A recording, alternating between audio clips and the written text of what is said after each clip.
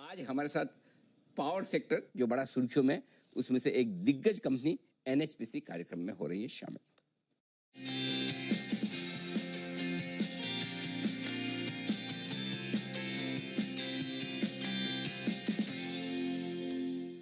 NHPC जानी पहचानी company 1975 में शुरुआत हुई थी और पावर सेक्टर की ये मिनी रत्न सरकारी कंपनी है। देश की सबसे बड़ी हाइड्रो पावर कंपनी भी है और 24 पावर स्टेशन से 7 गीगावाट मौजूदा कैपेसिटी इस कंपनी की है और कम से कम 9 से 10 प्रोजेक्ट्स और कंपनी बना रही है। इस वक्त वर्किंग प्रोग्रेस है जो लगभग 6000 मेगावाट कैपेसिटी के हैं। आइए स्वागत करते हैं कंपनी के चेयरमैन और मैनेजिंग डायरेक्टर अभय कुमार सिंह साहब हमारे साथ कार्यक्रम में शामिल हो रहे हैं, जो आरईसी दुर्गापुर से 1983 में सिविल इंजीनियरिंग में ग्रेजुएशन कर चुके हैं।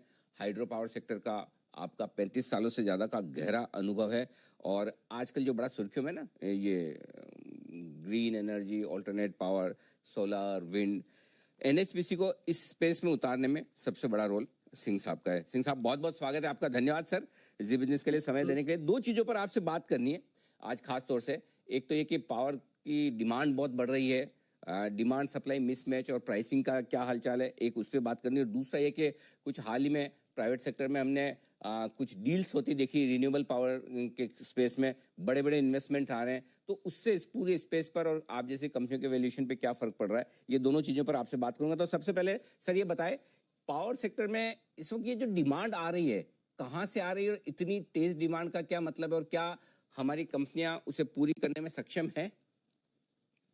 जी सिंघवी साहब, डिमांड तो देखिए पहले भी आप देखेंगे तो गर्मियों में डिमांड बढ़ता है जी, और करीब करीब 190 गीगावाट से 210 गीगावाट के बीच में वेरी करता रहता है।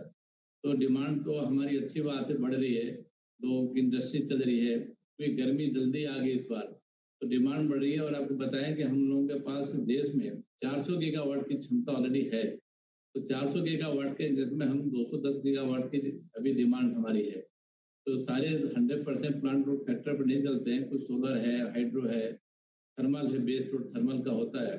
तो जो रिक्वायरमेंट है हो रही है। और कल ही आपने सुना होगा मंत्री जी ने कहा, श्री आर के सिंह साहब ने, कि हमारे पास कोयले की कोई कमी नहीं है, तो इसलिए हमको इसके लिए किसी तरह से चिंता करने की जरूरत नहीं होना चाहिए। दूसरा, अगर हाइड्रो को देखें, इस साल बहुत अच्छा स्नोफॉल हुआ है, खासकर हिमाचल और जे में, जिसकी वजह से अगर हमारी अप्रैल महीने के जो पिछले साल से मैंने कंपेयर करें तो 30% ज्यादा हम बिजली बना रहे हैं, तो एक अच्छा चीज है। तो आपको घबराना नहीं चाहिए, पावर की क्राइसिस देश में कभी नहीं होगी। अच्छा, तो आप कह रहे हैं कि बढ़िया स्नोफॉल की वजह से 30% ज्यादा बिजली बन रही पिछले साल के मुकाबले में, ये तो बड़ी कमाल की बात है। अच्छा सर, बिजली के दाम भी बढ़े हैं क्या स्पॉट मार्केट में? कुछ ऐसे संकेत हैं? देखिए, एक्सचेंज में कभी कभी बढ़ जाता है, अचानक क्या रिक्वायरमेंट बढ़ती है, ओपन एक्सचेंज है जी, तो बेचते हैं। हम लोग के केस में तो लॉन्ग टर्म पीपीए है और हमारी अगर बिजली देखें हाइड्रो पावर की 3.4 रुपीज पर यूनिट से कम ही पड़ती है। और जितना जो प्रोजेक्ट हम पहले बनाए जा चुके हैं, जब लोन का रीपेमेंट हो जाता है तो बिजली वो सस्ती हो जाती है। कुछ नए प्रोजेक्ट आते हैं, कुछ ज्यादा होती है, तो एवरेज करके हमारी 3.5 रुपये से नीचे हाइड्रो की बिजली है। और बताएं कि अब हाल ही में हमने देखा कि टाटा पावर जैसी कंपनियों में और दूसरी कई कंपनियों में बड़ा इन्वेस्टमेंट आया है प्राइवेट इक्विटी प्लेयर्स की तरफ से, रिन्यूएबल एनर्जी को लेकर, ऑल्टरनेट एनर्जी को लेकर दुनिया भर में इन्वेस्टर्स को बड़ा उत्साह है और आपकी कंपनी तो इस स्पेस में दिग्गज है, जो कोयले को हटाकर दूसरी चीज़ों से आप बिजली बनाते हैं। क्या कुछ हो रहा है इस स्पेस में? क्यों इतना इन्वेस्टर्स का इंटरेस्ट है और क्या इससे क्या कंपनियों के वैल्यूएशन पर कुछ फर्क पड़ रहा है सर? देखिए, दो चीजें, एक तो भारत सरकार के द्वारा रिन्यूएबल को प्रमोट करने के लिए बहुत सारी अच्छी अच्छी पॉलिसीज आई हैं। हमारी आईएसटीएस जो होता है फ्री कर रखा 2023 तक, और उसकी वजह से सोलर में काफी हमको डेवलपमेंट देखने को मिल रहा है। हम लोग भी सोलर में गए हैं और अभी मैं एक हमारी बोर्ड मीटिंग है 27 को, तो नेक्स्ट 10 डेज में 1000 मेगावाट का मैं भी क्या प्रोजेक्ट अवार्ड करने जा रहा हूँ। पाइपलाइन में बहुत सारे हैं। तो गवर्नमेंट के पॉलिसी इस तरह की आई है कि रिन्यूअल को प्रमोट किया जाए। जो नेट जीरो की बात हो रही है 2047 तक की, ये उसी की डायरेक्शन में काम हो रहा है। और साथ में पंप स्टोरेज पे बहुत चर्चा हो रही है और हम लोग काम कर रहे हैं। अभी आंध्र प्रदेश से काफी बड़ा एमयू साइन करने जा रहे हैं। हमने मध्य प्रदेश में काफी कुछ डेवलपमेंट के लिए काम शुरू कर दिया, फिजिबिलिटी बनाना। तो हाइड्रो में अगर देखें पंप स्टोरेज हाइड्रो दोनों मिला करके करीब करीब हम लोग 20-25 हज़ार मेगावाट पे काम कर रहे हैं सर। और जो कंस्ट्रक्शन चल रहा है आपने बता ही रहे थे, अभी 7 प्रोजेक्ट चल रहे हैं करीब 6,000 मेगावाट की।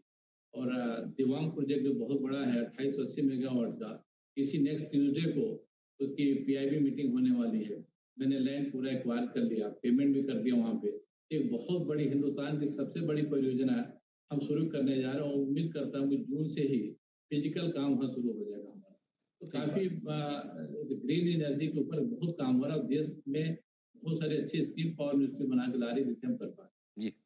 अच्छा सिंह साहब, एक चीज और बताएं, जैसे आप कह रहे हैं कि फुल कैपेसिटी पे काम चल रहा है, पिछले साल के मुकाबले में प्रोडक्शन भी ज्यादा है, तो क्या उम्मीद की जाए कि ये नतीजे काफी बेहतरीन रहेंगे और मार्जिन में आपके सुधार दिखेगा? बिल्कुल।